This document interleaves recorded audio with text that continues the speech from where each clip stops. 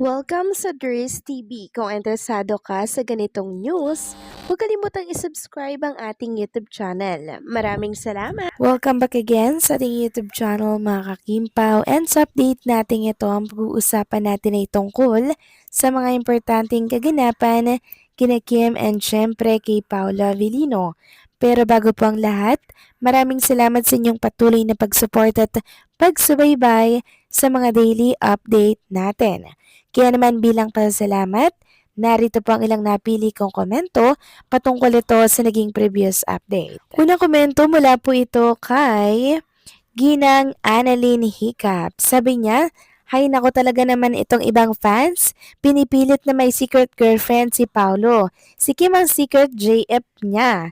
Basta yon ang paniniwala ko, nasundan ko si Paulo magmula ng lumipat sa ABS-CBN. Si Kim lang talagang apple of the eyes ni Paulo at mukhang sila ang papalit sa Batang Quiapo. So excited! So maraming salamat sa komento, Ginang Annalyn Hiccup. So hindi po sila ang papalit sa Batang Quiapo, hindi po di alibay, kundi po yung ano pa rin nila ni Coco Martin and Julia Montes. So yung bago nilang teleserye pa rin po ang aabangan. Meaning, kay Coco Martin pa rin po ang first slot sa prime time. So possible na pang second or third slot ang Di Alibay mga kakimpaw sa prime time. Actually para sa akin okay lang naman kahit anong oras. Kayo nga lang po yung iniisip ko kasi baka mapuyat kayo ng todo pag ganitong mga oras na po ipapalabas yung Di Alibay, 'di ba? Mga bandang 10, gising pa ba kayo niyan mga kakimpaw? Siguro yung mga taga-ibang bansa. Pero yung mga taga rito sa Pilipinas, syempre pagdating ng 10, tulog na yan sila, 'di ba? Kaya sana ay pang second slot na lamang ang Di Alibay para makapanood po ang mga seniors at hindi na po mapuyat. Tungkol naman dito sa secret girlfriend daw ni Paula Avellino, diyan talaga ako natatawa lagi sa mga paganyan-ganyan nila, no? So wala na sila kasing maisira or makitang butas kay Paula Avellino. Kaya ayan, ginagawa na lang po nila ng mga paechos na may secret girlfriend daw. Si Paula Avellino, Maria Josep, mga kakimpaw. Hindi po totoo yan. Baka may maniwala pa dyan ha. Paninira lamang yan kay Paula Avellino para sirain ang tambalang Kimpaw. Para panabangan po kayo at hindi nyo natangkilikin pa ang naturang love team. Yan yung gusto talaga nilang mangyari ang masira po ang Kimpaw. Pero hindi yan mangyayari as long as kilala natin ang Kimpaw. So maraming salamat sa komento Ginang Annalyn Hiccup. God bless po and mabuhay kayo. Next comment naman mula po kay Ginang Norma Dayag. Sabi niya dito, Dries TV, good evening. Totoo ba na hinatid ni Paula si Kim sa PBB eviction night? But, may nabasa ako na vlogs ni Chika Tweets na wala si Paula sa New Year celebration ng mga Chinese.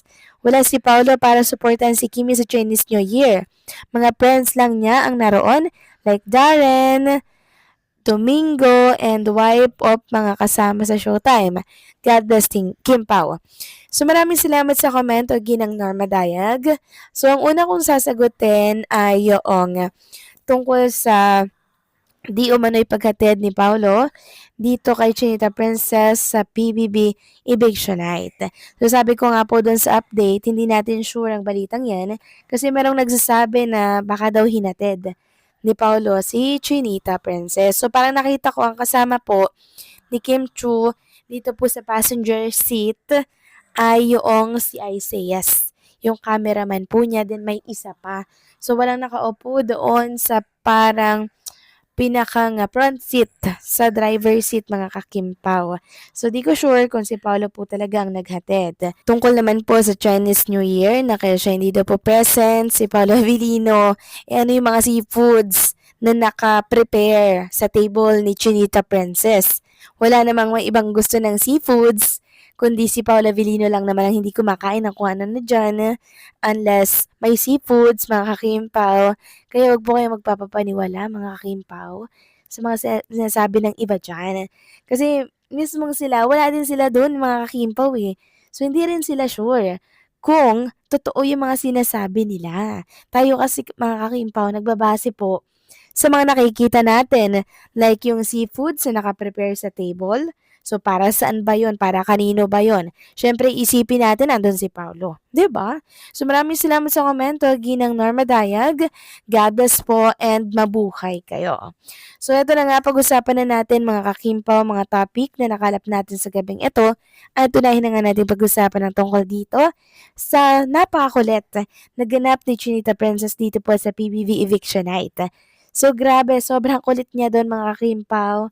Talagang nakikipagbardagulan siya doon, nakikipagkulitan siya, nakikipagsigawan po siya sa mga taong nasa lugar na yon. Ito po mga kakimpaw, todo sigaw si Chinita Princess, natatawa.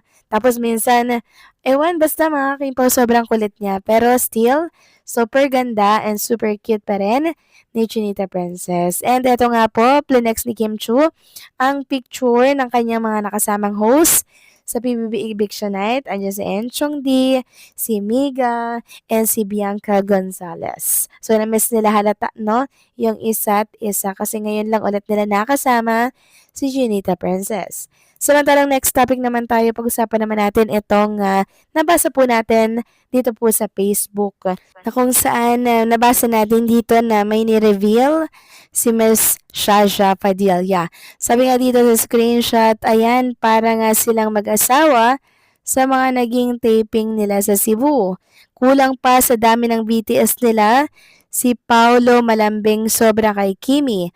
Mag-asawa ang nakikita namin, ilabas na lahat ng ayuda. So mas malambing daw po ayon dito si Paula Avellino kay Chinita Princess. Pareho silang maalaga daw sa isa't isa. Ayan yung mga komento, oh. Sabi pa ng isa, bet na bet ang ayuda ni Miss Sasha about Kim Pao. Next naman, si Paula Avellino po pala yung sweet kay Chinita Princess. Kaya pala sabi ni Kim Chu nung nakaraan, mas gusto niya daw na mas mahal siya kumpara sa mas mahal niya. Kasi nga, totoo nga naman pala talaga na may nagpaparamdam sa kanya mga kakimpaw ng sobrang pagmamahal. At yun ay si Paula Avellino. Sabi ko sa inyo mga kakimpaw eh.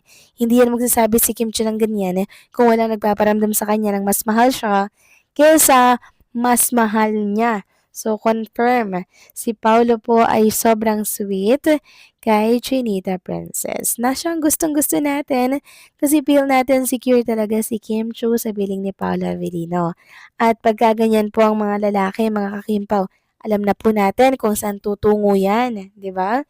Mga ilang taon pa, siguradong lalagay na yan sila sa tahimik. Pero sana, confirm muna bago yung mga kasal-kasal na yan.